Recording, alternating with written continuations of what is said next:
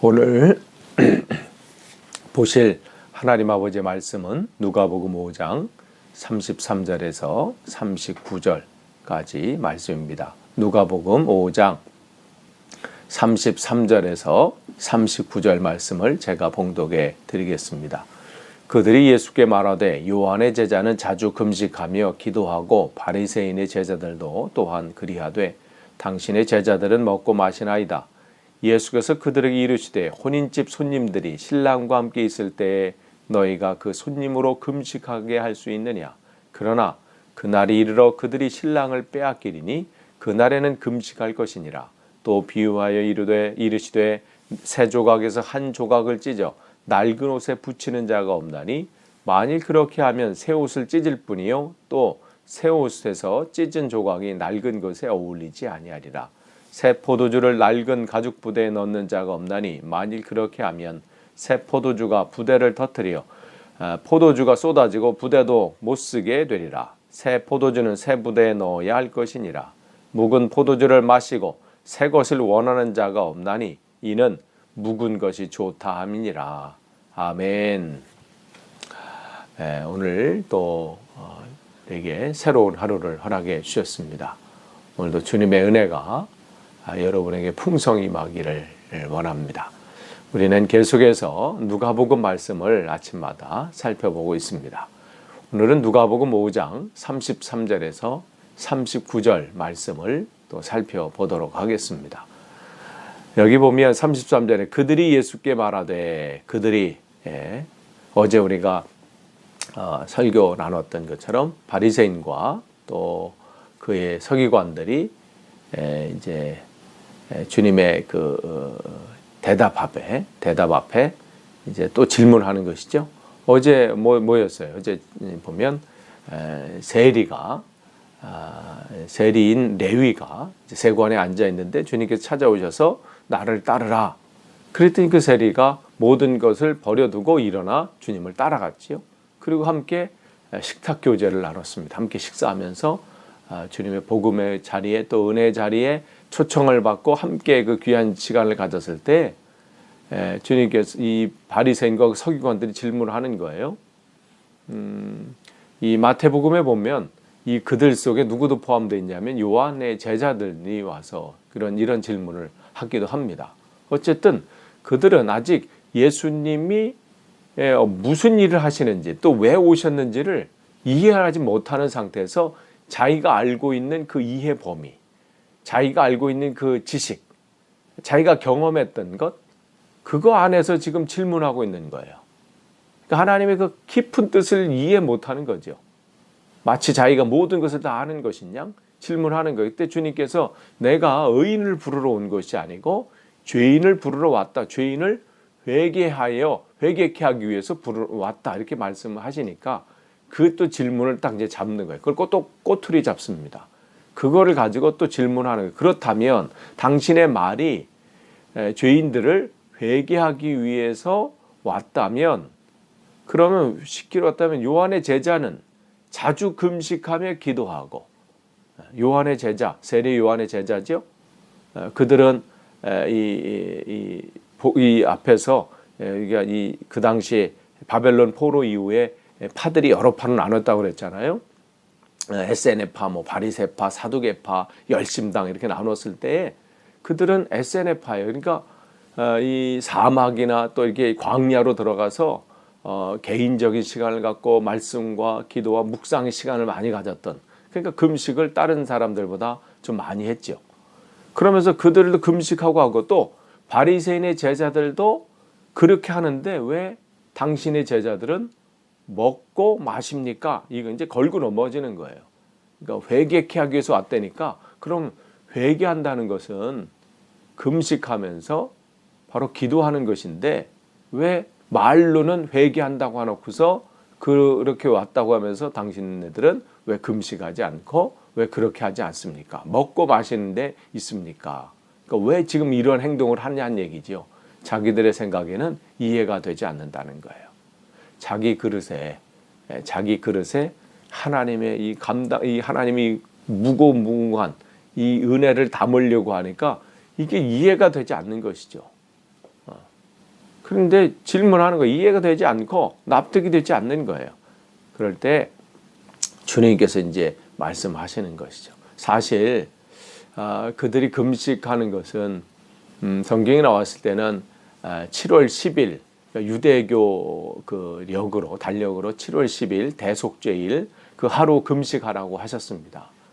근데 이제 그 금식이 바벨론 포로 이후에는 이제 여러 번 이제 1년에 4번 금식하는 그걸로 넘어가게 되죠.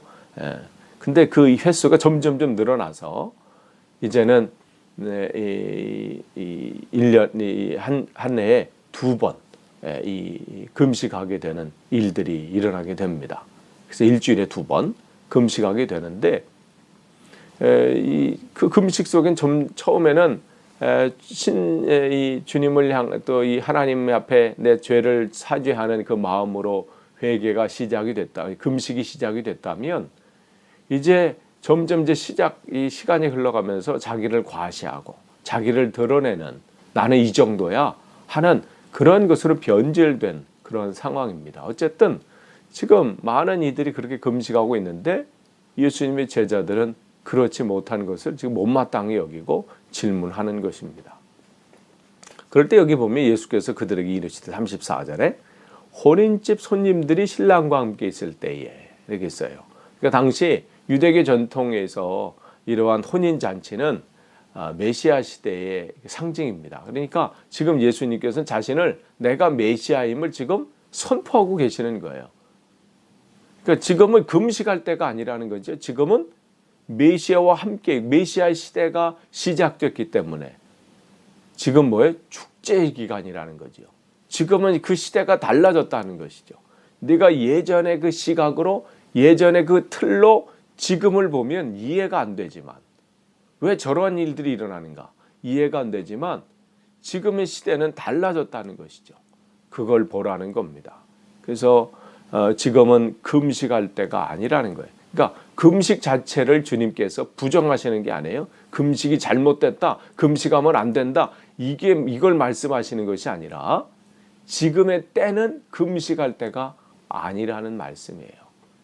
지금의 때는 하나님과 함께 지금 이 시대를 시작하는 그 축제의 시간이라는 거죠. 그러니까 예수님 자신이 나는 이 잔치집에 이 잔치집의 신랑이고 곧 메시아임을 드러내신 것이고 공식적으로 선포하시는 것이죠. 그렇기 때문에 우리가 지금 시대의 우리 예배는 그렇기 때문에 무슨 예배예요? 우리 예배는 축제가 되어야 하는 겁니다. 우리와 함께 하시는 그 주님이 우리와 함께 하시기 때문이죠. 그러면서 35절에 말씀하세요. 그러나 그날에 이르러 그들이 셀랑을 빼앗기리니 그날에는 금식할 것이니라. 여기 그날에는 그러니까 여기는 복수로 돼 있어요. Those days예요. 그러니까 그날에는 그러니까 주님께서 이미 말씀하시는 거죠. 내가 죽게 되는 그 고난과 십자가에서 죽게 되는 그날이 있으면 이미 이제 그들에게 슬쩍 드러내시는 거죠. 그날이 올 것이라는 거예요. 그날이 오게 될 텐데 그때는 너희들이 금식을 해야 된다. 그러니까 때가 정해져 있다는 거. 아무 때나 네 기분에 따라서 너를 과시하기 위해서 뭐 하라고 하니까 의무적으로 뭐 이런 것이 아니라 하나님의 그 때가 있다는 것이죠. 그러니 규칙에 사로잡혀서 또 뭐 전통에 또 뭐 이렇게 지금 이렇게 해야 될 때니까 남들도 다 하니까 이러한 금식은 의미가 없다는 거예요.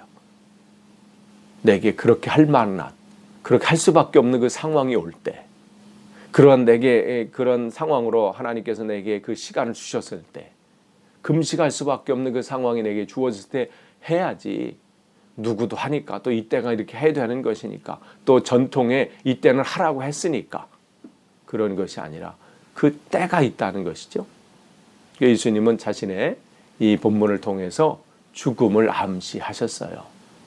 그래서 이것이 초대교회의 전통이 돼서 성금요일에 금식하는 전통은 여기서 시작이 된 겁니다. 이 말씀 속에 있어서 성금요일에는 그들이 초대교회는 금식하는 그러한 전통을 갖게 되었습니다. 그렇지만 그 전에 했던 그들이 유대교 전통에서 했던 그런 금식들 그런 것들을 이제는 내려놓고 또 이렇게 하게 되는데 어쨌든 그 때가 있다는 것이죠. 그러면서 36절에 또 비유하여 이르시되 새 옷에서 한 조각을 찢어 낡은 옷에 붙이는 자가 없다. 그러면서 36절, 37절 계속해서 새 옷과 낡은 옷, 새 부대, 낡은 가죽, 이 낡은 가죽 부대 이 말씀을 하시는 것이죠. 여기서 낡은 옷, 낡은 가죽 부대는 뭐예요? 유대교적인 생각이죠. 유대교적인 의식, 그 틀. 그것으로 뭘 지금 그들은 그걸 가지고 뭘 판단하고 있어요? 그 새 부대를 판단하고 있고 새 옷이신 예수님의 그 말씀, 그 예수님의 그 사역, 예수님의 그 선포하신 그 복음, 그걸 지금 판단하고 있고 평가하고 있고 그걸 지금 그거를 파악하고 있는 것이죠. 그건 뭐라는 말씀이에요?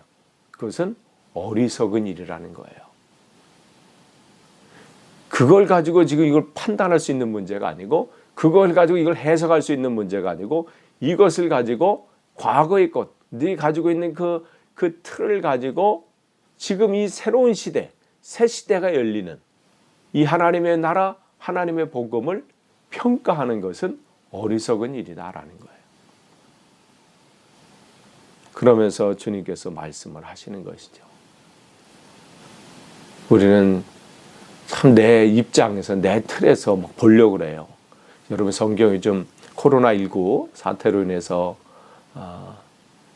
본의 아니게 우리 의지와 상관없이 시간이 많이 주어졌죠. 특별히 영국 땅에서는 더 그런데 적어도 우리가 6월 말까지는 이렇게 교회에서 이렇게 모임을 갖지 못할 것 같은 상황인데 또 개인적으로 여러분 이제 시간을 이제 가정에서 많이 보내고 계시는데 많은 분들이 이번 기회에 성경을 내가 읽자 그래서 결단하시고 또 성경 읽기 시작하시는 분들이 많다는 것을 들었습니다.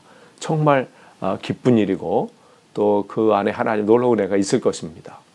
그러니까 근데 대신 여러분 읽으실 때 내가 이거 이렇게 해서 얘가 해석해야지 내가 이런 입장이 아니라 어떻게 해요?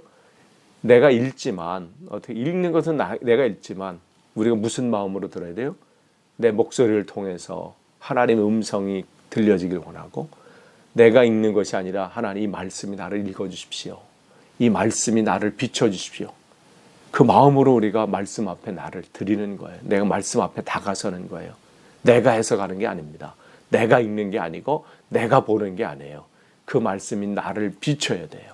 그 말씀이 나를 봐야 됩니다. 그렇게 할 때 우리는 진정한 말씀을 깨달을 수 있어요. 그러니까 근데 이들은 그 복음의 말씀을 자기가 가지고 있는 틀로 해석하니까 안 되는 거야. 주님께서 어리석은 것이다. 그게 먼저 깨져야 된다는 거예요. 그게 먼저 해결돼야 된다는 것이죠. 그래서 38절에 새 포도주는 새 부대에 넣어야 된다. 이 말씀을 하시는 거예요. 그러면서 39절에 보면 묵은 포도주를 마시고 새 것을 원하는 자가 없나니 이는 묵은 것이 좋다 함이니라 그랬어요.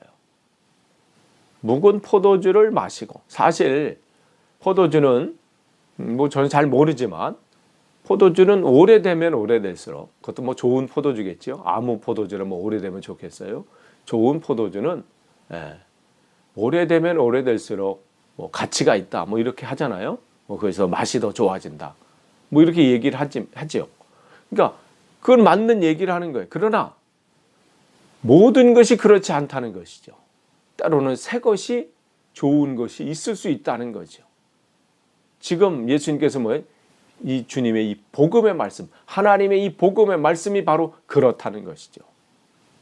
그런데 사람들은 어떻게 해요? 거기 보면 묵은 것이 좋다 한다 이렇게 써요. 여기서 좋다라고 하는 것은 사용하기에 유용하고 그것이 적합하다 이런 뜻이에요. 그러니까 우리가 익숙하다는 거지. 익숙하다. 우리가 그런 게 많이 있어요. 나이가 한 살 한 살 먹어가면 갈수록 사람이 참 바뀌기가 어려워요.